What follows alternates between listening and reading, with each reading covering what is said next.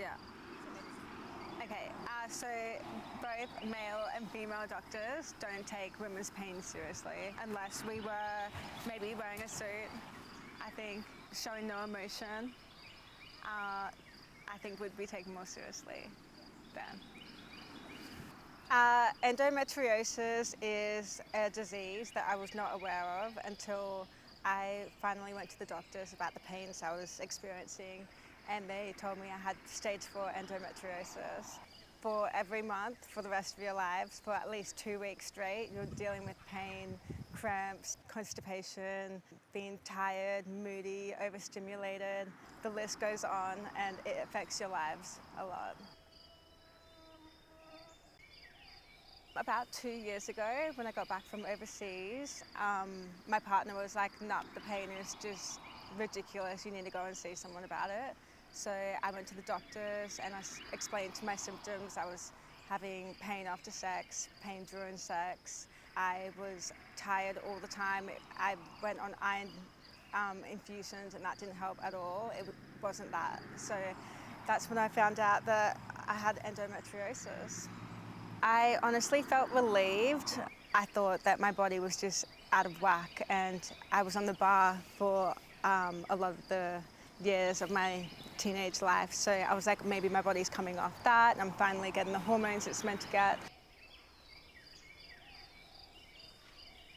Well, my partner was waiting for me in the waiting room. He was so supportive and he was like, "No, we're going to get a tackle on this. You need to get medication." And from then onwards, it was a relief to know that every month that it was happening, it was because of that, rather than just go crazy about it. I had a foreign doctor. They weren't really empathetic or anything. It was kind of like I was another number to them. There was no emotional support at all. And to be told that and then kind of get shoved out of the room, it was just like, okay, well, every woman is going to experience this. They clearly just write you a script straight away and they're like, okay, take this for the pain, and it's kind of brushed off like it's nothing. But when you get told that you have like a disease and they show you the scans, I feel like they need to be a lot more emotionally attached, especially as a female doctor as well. And then when I finally had them, the scans, it was pretty scary. She had someone without endometriosis and someone with, well, mine, and my uterus, like, it looked fucked. It looked like I had another uterus growing on my uterus, and she was like, yeah, this is not okay. She talked about the infertility and how it might be a concern for me. I definitely want to have children one day, and my partner and I, we both want to be a family. But she didn't really go into the history of endo or anything about it, which is an alarming thing because not many people know much about it. They said there's like maybe certain diets, like you can stay away from caffeine and alcohol and red meat, and they said that yoga can maybe help with the pain.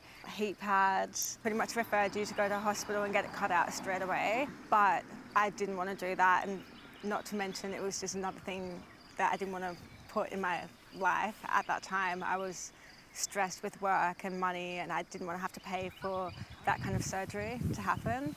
My biggest struggle is actually not knowing who I am in a way, because every single month, like, I'm getting these horrible mood swings, and I can't remember the last time I felt normal. Like, I felt relaxed or not on edge or agitated or oversensitive. Like, anything can make me cry. And there's like maybe 2 days of the month where I actually feel energetic and positive and alive, and then the rest of the month it's like the lead up to my period and the come down from my period, not to mention the week on my period.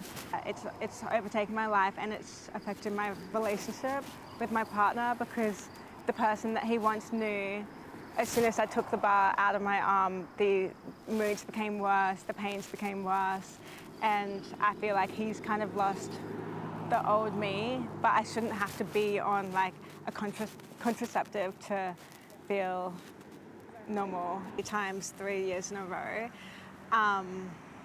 And then the third time I did it, I took it out after the second year, and I was like, I actually don't know what my body is like without being on something, because most of my 20s I had the bar in my arm.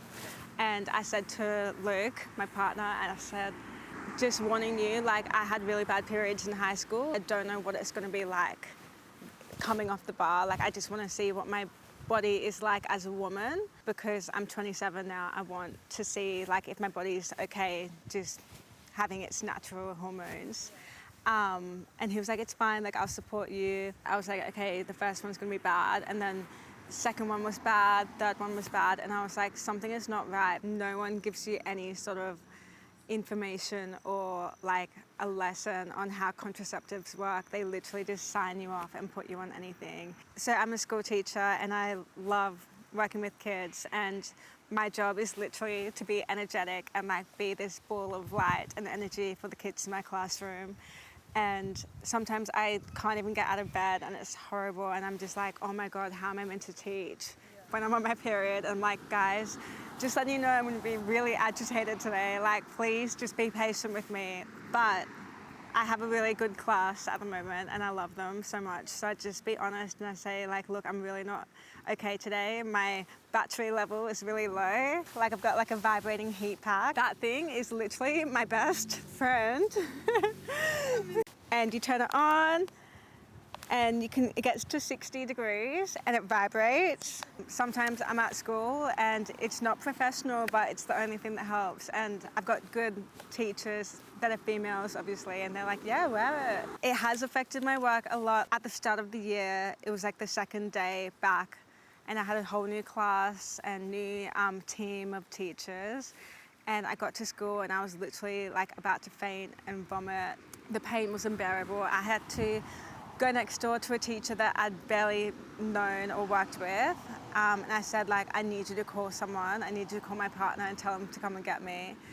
I threw up twice that day, and the pain was horrible. But not to mention, I was so embarrassed and I felt ashamed and pathetic. And I was just like, how can this be something I have to live with as a teacher, and how can I put my kids through that, not showing up for them? I don't know, I feel like just the word period, like throughout history, like it is a joke. Boys make jokes about it. They're like, oh, you're on your rags, you're on your period.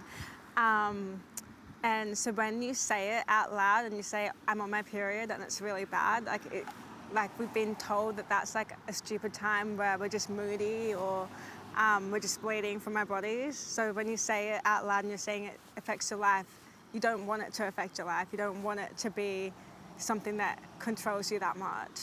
Yeah, it affects everything. It affects your mental health, it affects your body, it affects your inside, your appetite. Like, it gives you brain fog. It's like, honestly, it's horrible. And it sounds like horrible when you say it, but it's such a small topic that no one talks about, and it's not spoken about enough. Yeah, it needs to be spoken about more. It needs to be on a fucking sign or a banner, like, endo is real. The main thing is, like, it's unpredictable. Every day you don't know what you're gonna get and you just live with it. Like, it's like you might wake up and everything makes you cry, or the next day, like, you wanna punch a wall. And the day after that, like, you're on a ball crying and you just want to eat chocolate and nothing else. I miss, like, feeling stable. I feel like I'm mentally going crazy. And I can see that it's affecting my partner a lot as well. Sometimes you forget that you get a period. Like, there's times in the month where you're just going about your everyday life, and then, like, you get stabbing pains and your back, like, feels like you've lifted 50,000 kilos, and you're like, oh my God, what's happening to me? And you're like literally like cramping up. And I'm like, oh great, it's that time of the month already. It's come around so quick. I have this app, it's called Stardust.